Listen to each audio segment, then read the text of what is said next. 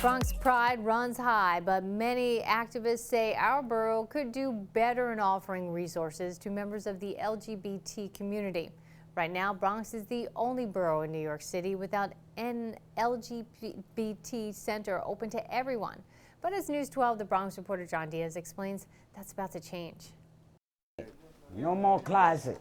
3 words Joanne Sherdarin never imagined she would utter growing up, but after hiding in the closet most of her life, the Bronxite says she refused to live a lie in her golden years. You got to be who you are, represent who you are. So 5 years ago, at the age of 62, Joanne came out as a gay woman. You only live once and enjoy your life as you can, as you see it. Let no one make decisions for you except yourself.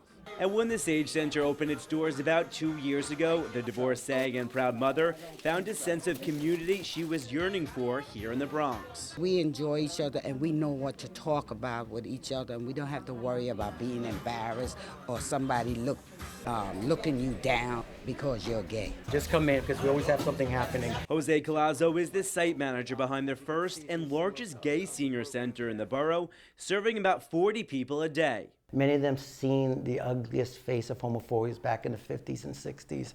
And so it's always been sort of a privilege and an honor to work with these participants who went through Stonewall. The center offers everything from health screenings and computer labs and even free meals. But most importantly, those who come here know they will always be accepted. Here at Sage, we feel that they have their right to age within their own neighborhood and that they don't have to travel an hour and a half to get that sense of community. LGBT elders as well as LGBT youth face some of the highest rates of isolation and anxiety and depression and suicide.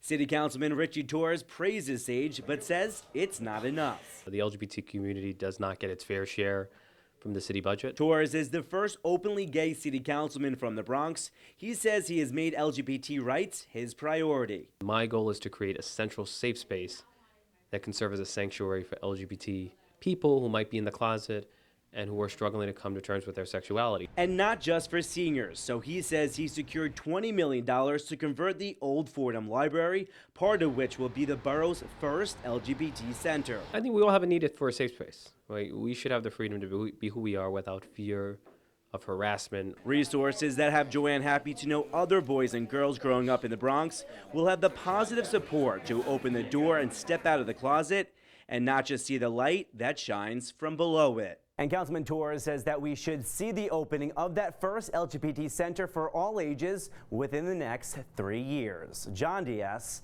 News 12 The Bronx.